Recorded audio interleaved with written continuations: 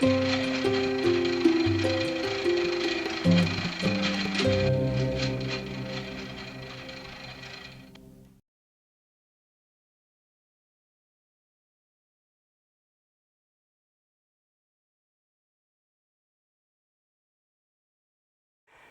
everyone. What we're going to be talking about now is Gandhian economics. That's this part of our series, given the importance of economics.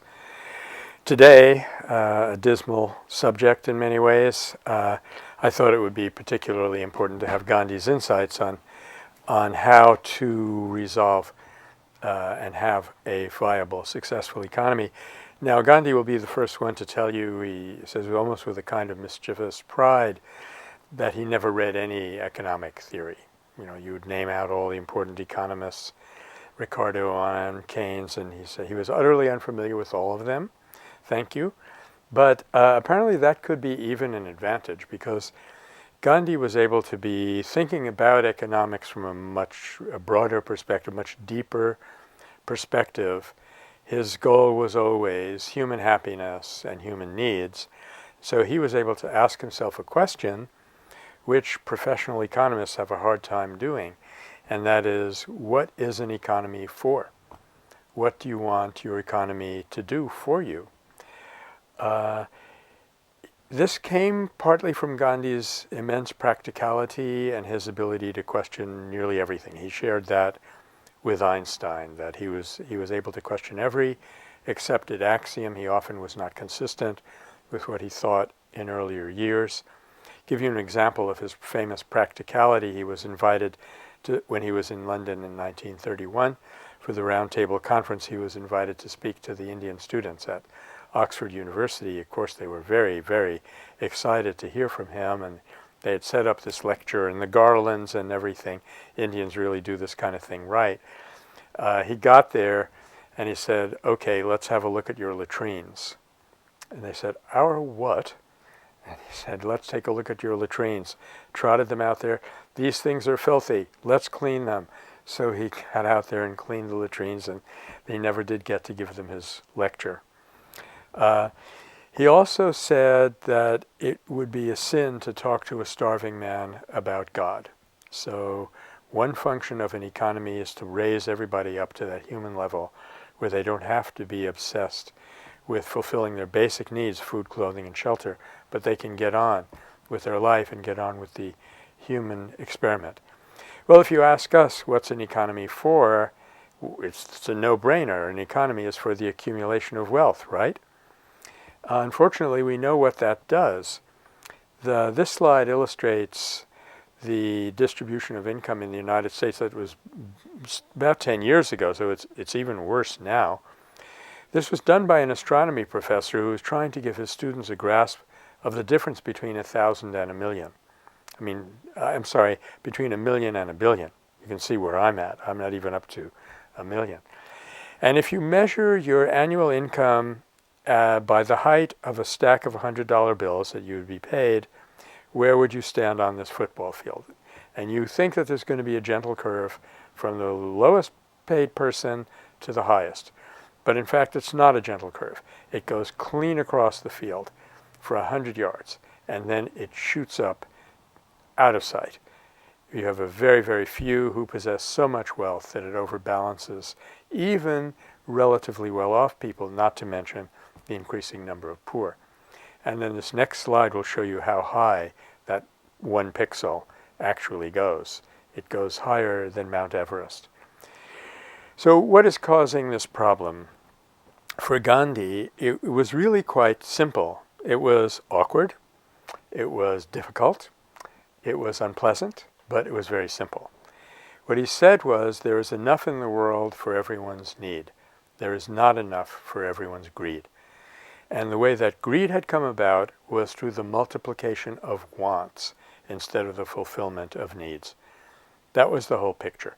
And he said as early as 1909, when he wrote Indian Home Rule in Swadeshi, he said, "A time is coming when we will look at this mad rush to multiply human wants and ask ourselves, what have we done? It has been destructive to the environment. It's been destructive to material wealth. above all, it's been destructive to the human spirit. So how could we build an economy on the satisfaction of needs instead of the multiplication of wants? And even in the West, we say that the happy man is not he who has much, but who wants little. So we see that the economy that he dreamed of and began to implement was part and parcel with spiritual development and human happiness. In fact, you can't really make a separate compartment and call it economics for Gandhi. So I'm going to be pulling myself in from time to time when I am tempted to bridge over into other questions like nonviolence. And how is this going to be done? It has to be done first and foremost by the individual on the psychological level. Our economic theory is all predicated on a fixed image of what the human being is. Gandhi goes behind that. No, change what the human being is, then develop your economy. He was once asked by somebody, am I really going to have to renounce my possessions? And Gandhi said no. Well, the guy was overjoyed. Here's the Mahatma himself telling me I don't have to renounce my possessions. Great. But then Gandhi dropped the other shoe. Then he finished the sentence. No, you don't have to renounce your possessions, but you have to renounce the possessor.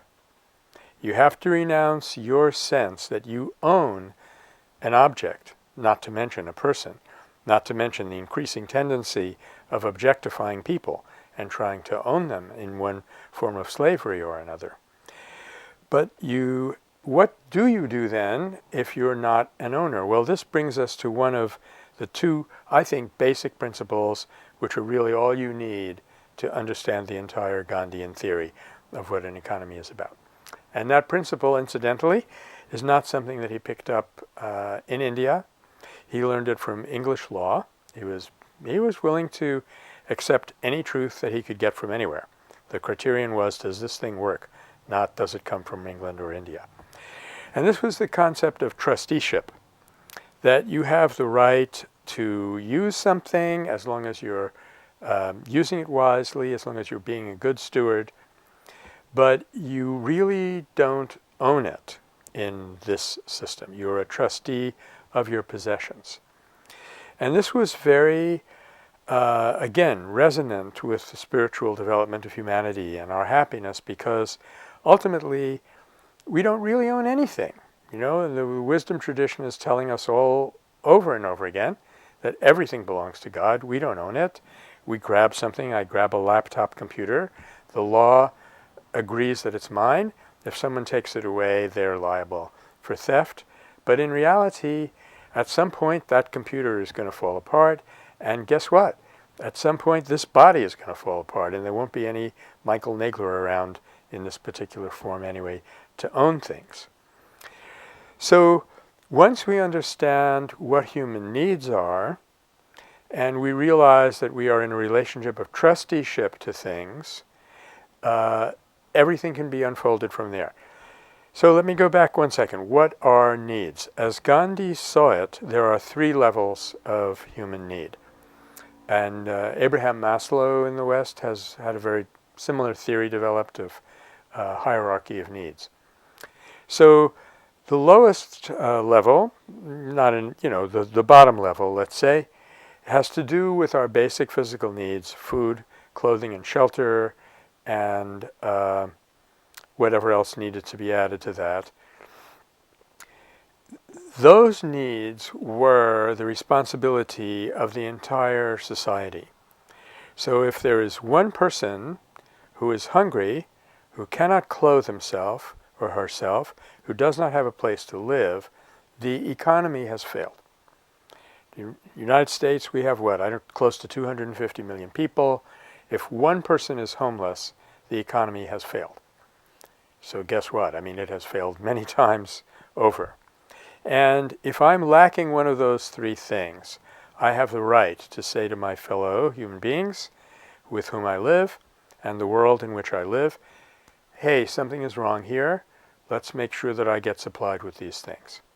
So that's that bottom level. Now, above and beyond that, there's a question of work. every human being has to work, not just because other people need the products of that work, but because to fulfill myself, I have to act on the world, and in order to be to develop spiritually, I have to act in a way that's of benefit to the world. So I have a right to use the things that I need for my work. Every person's work will be different. I always say, I need two things above and beyond food, clothing, and shelter. I need a laptop and a car. And at this point, I have a version of both of them, so my tools are in place, so to speak. And if I don't have one of those tools, again, I have a right to make sure that I am supplied with them. But I don't have a right to demand that society give me those things in quite the same basic human way that I did with the food, clothing, shelter needs. Anything that goes beyond the basics and beyond the tools that allow me to do my work is superfluous. And I can, quote, have them as long as I don't feel that my happiness comes from them, as long as I don't feel that my status comes from them. So if I have an enormous amount of material possessions, which I don't need, and I feel that I'm better than you because you don't have them, the system is sliding downhill. That's not what an economy is for. Anything that is at my disposal, which I don't really need for my work, is superfluous, and it really would be wisest for me to divest myself of them. And Gandhi was a living example of that. At the time of his assassination, he was worth about $5 in material possessions. But he did 1,000 times more work in one day than I'm probably going to achieve in my whole lifetime.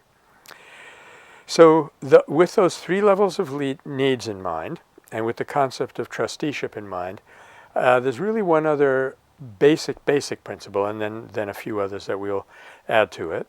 The basic principle is Swadeshi, to use the native term for it, and it means localism. It means my work and my consumption must first and foremost be focused in my local area. I was born in a particular place. Of course, me being an American, it's a little bit different. I was born in Brooklyn, now I'm living in California. But if in a more traditional society, you were born in a given place for a given reason. And to go beyond the geography of it, you have certain capacities for a reason. I have certain capacities which I can develop to use for the benefit of the whole. I have certain drawbacks which I have to curtail for the benefit of the whole. All this is also Swadeshi. So you can interpret Swadeshi on the material level, and you can say, as it meant in the Indian freedom struggle, I'm only going to use cloth that was grown and spun and woven in India. I'm only going to consume things that come from this area. Gandhi went so far as to say, if there's something wrong with the baby, the mother doesn't give it away and get a better baby, right?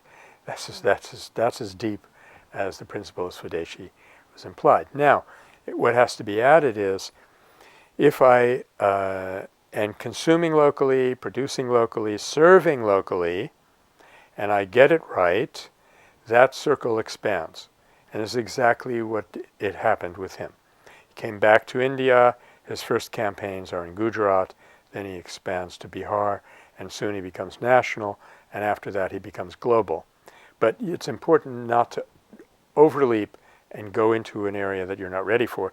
That's why he refused, incidentally, to visit the United States, though he was begged by some African Americans who came to visit him in 1936, the Thurmans, to come to America. He said, if I go to America, I'll lose all my momentum in India and accomplish nothing over there. Those people won't understand me. It would take 100 years for them to get on my wavelength.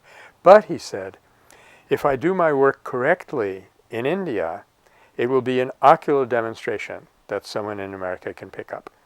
And I believe Martin Luther King was about 6 years old at the time of that conversation. So on the economic level also, I remember E.F. Schumacher pointing out to my classes when he visited us in Berkeley that we ship a strawberry from California to New York, It takes 265 calories to ship that strawberry across the country, and when you eat it, you get about 2.5 calories of energy out of it. Of course, California strawberries taste much better than New York strawberries. I'm not saying there's no room for this kind of thing at all.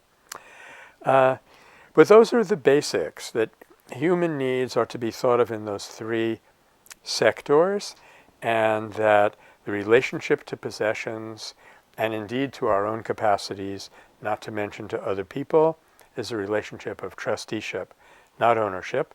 And do note how much bloodshed this would spare if you wanted a revolution to go to Gandhian economics.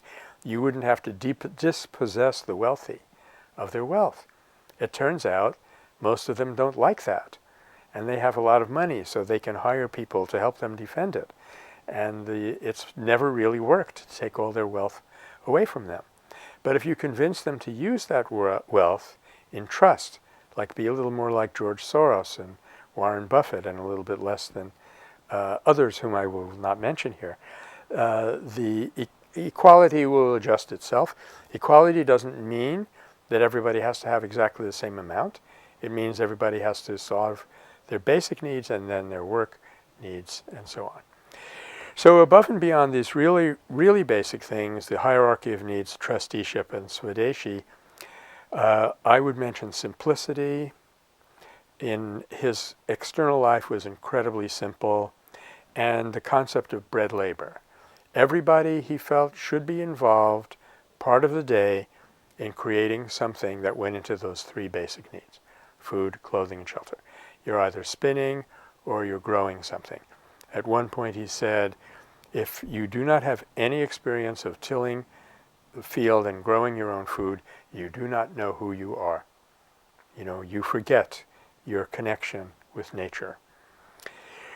So Swadeshi and bread labor led in various ways to breaking down the distinctions among us and creating community. If I'm very wealthy and you're very poor, and wealth is what gives us value, we're alienated. But if we have, I may have more money, but it's because my job is different, requires me to serve you in a different way. That means we're not different. We're not on a different level. We're not a different status. So it brings in his concept of heart unity that we will be discussing in another area.